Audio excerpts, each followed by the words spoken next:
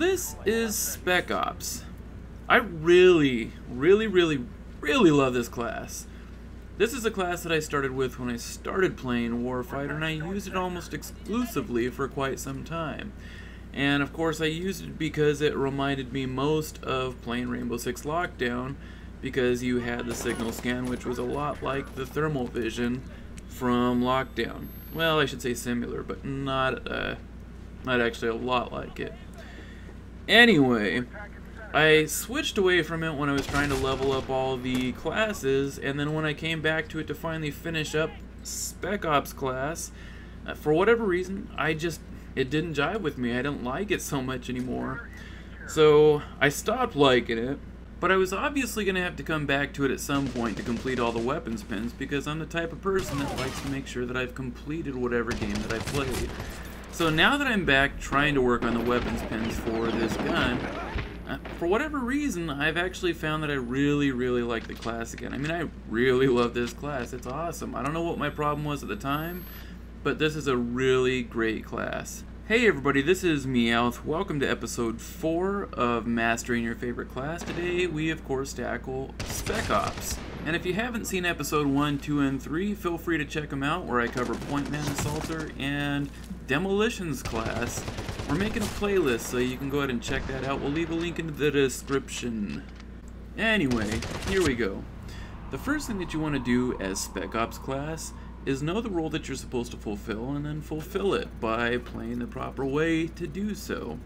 The role of Spec Ops is really reconnaissance. You're supposed to find the area of engagement, lead the team there, and then provide support. You're not the main guy that's leading the charge. You are just the guy that's basically getting them to the charge, and then of course you're just providing the support from there. As Spec Ops, you really do have an incredible amount of speed, and that's really best used to get you out of dangerous situations, because you don't have a lot of armor as a Spec Ops class, so you don't really want to be involved in any prolonged firefights. You should really use all that speed to get away from it, or set your opponent up for an easier or more advantageous kill for yourself. You're also probably going to want to keep in mind the range that the Spec Ops class primary weapons are best suited to, and that is close to mid-range. It's actually really good at close to mid-range, but it doesn't have a lot of power or anything. None of the guns do. But what they do have is a decent rate of fire and a big enough clip where it seems like you can drop 3 to 4 enemies. And of course, if you have to engage somebody at long range, just make sure that you keep the shots very slowly. You don't want to just fire fast, because you're not going to be able to hit your target at distance, at least not with any kind of precision. No, but these guns were best meant in case you do get surprised and somebody's right around the corner. You can just, quickly shoot them and have some kind of effectiveness. But they're not really intended to go start up big battles or anything like that. So don't find yourself in that situation, because what I found is that the secondary gun doesn't seem like it's got really any power. It does have accuracy and you can fire it fairly fast, but you're going to need to fire a lot of shots just to get a kill. So you want to try to avoid the situation of being out of bullets with your primary weapon. So again, probably don't want to take on the lot of everybody. As far as tools go that Spec Ops class has to offer, I really feel that the best one is a signal scan. It's because of the signal scan that I really feel that Spec Ops should be the first guide to the battle, and that everybody should follow him. Because you can actually find where an objective is going to be. Say if you're on offense in a hot spot or something, you can find that objective before it even becomes active. You might be asking me, of course, how you do this. If you haven't figured it out already, you basically just use it, and you see the group where a bunch of people are gathering. Basically, they're camped out by the next objective because they want to set up and be ready for the team to attack when you get there.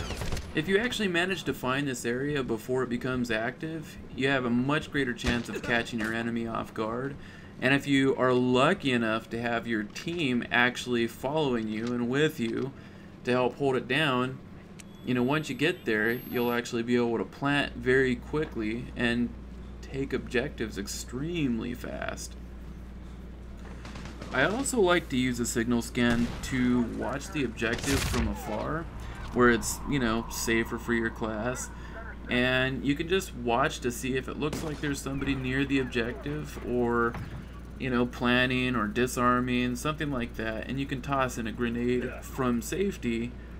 And a lot of times I've saved objectives this way, you know, knowing exactly when to throw it in. You don't just randomly toss it. Of course, if you're not playing modes where you're arming or disarming objectives, then, you know, you might be playing like a sector control or a team adversarial, and what it does in, say, team ad is you can actually use it to find which side of the level people are spawning on at this point. Say if you've gone into one area and you've cleaned it out and you're wondering where everybody is, you should be the first guy to know that you've got to turn around and go the other way. If you're on like a sector control or something like that, I mean, you know, you just basically use it to find where people are at the time. People have a high tendency to camp anyway, at least the majority do. So you'll usually find 2 or 3 guys laying together, and you can go ahead and, you know, just toss a grenade right into that area. Now, the other thing that you might want to consider using it for is to find the area where there's the least resistance, and then you can go ahead and use that to flank your enemy. The signal scan, of course, like everything in this game, does have its downside though, and I'd say the biggest downside is that it takes a lot of time to recharge after using it. So if you use it too often or at the wrong time, you won't have it when you actually need it. The next biggest problem that I'd say it has is that it's just way too frickin' loud. You want to make sure that when you actually use a signal scan, you're not using it to hunt down people that are right around the corner. Because if they hear it, they're going to run around while you're using it, run around the corner of course, and try to come kill you because they know you're there now. The other problem that I have with the signal scan is that it doesn't show you in real time exactly where enemies are. It's not a video, it doesn't run smooth, it's just a couple of snapshots basically. So if you try to use it in a close combat situation where somebody's moving at you or trying to come kill you, chances are they're going to get to come kill you if you have it on, because you won't see what's going on. Lastly, you have the radar jammer, which of course disables the enemy UAV, but I'm also told that it disables enemy PDMs. Now, that's not my preferred method for disabling PDMs. I like to use a Spec Ops speed to quickly run close to the PDM and away from it, and this would of course blow it up.